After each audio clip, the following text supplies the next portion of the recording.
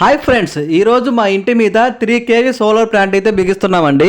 ముందుగా వచ్చి రాడ్లతో స్లాబ్ మీద స్ట్రక్చర్ అయితే ఏర్పాటు చేశారండి. ఒక్కొక్క రాడ్కి కింద అయితే 4 పక్కల 4 హోల్స్ అయితే ఉన్నాయండి.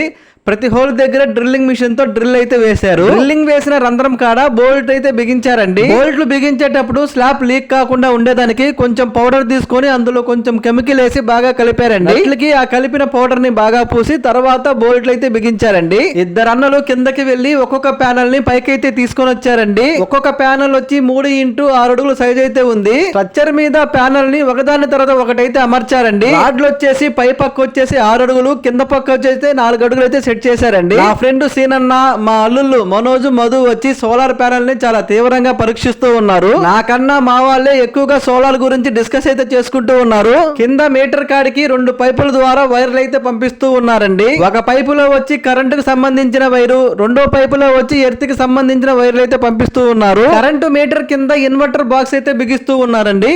ఇన్వర్టర్ బాక్స్ బిగించేటప్పుడు గన్నుతో బోల్ట్ అయితే వేస్తున్నారు. అది వచ్చే సౌండ్ అయితే భయంకరంగా ఉంది. భూమిలో వచ్చి ఎర్త్ కోసం 3 గుంతలు అయితే ఏర్పాటు చేశారు. అదే విధంగా ఎత్తు రాడ్డు ఒకసారి మీరు చూడండి ఫ్రెండ్స్ ఎలాగుందో. వర్షం పడేటప్పుడు వచ్చే ఉరుములు, పిడుగుల వల్ల ఎటువంటి ఇబ్బంది కలగకుండా ఎత్తు రాడ్డును అయితే ఏర్పాటు చేశారు. మొత్తానికి సోలార్ ప్లాంట్ అయితే పూర్తిగా బిగించేశారండి. మా వీడియో గాని నచ్చితే లైక్ చేయండి, వీలైతే మా ఛానల్ ని సబ్స్క్రైబ్ చేయండి. మరిన్ని వీడియోస్ కోసం మా ఛానల్ ని చూస్తూ ఉండండి. Bye friends.